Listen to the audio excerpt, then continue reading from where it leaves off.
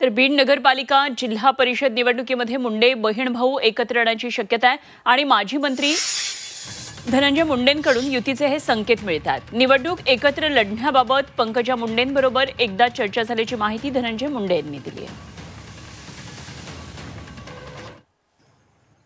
माझी आणि ताईंची आता महायुतीचं सरकार एकच आहे, याबाबत एकदा चर्चा झालेली आहे आणि मला खात्री आहे, मला विश्वास या निवडणुकीत सुद्धा भारतीय जनता पार्टी राष्ट्रवादी काँग्रेस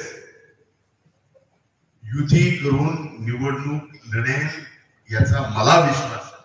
आणखी पूर्ण चर्चा होणं बाकी आहे।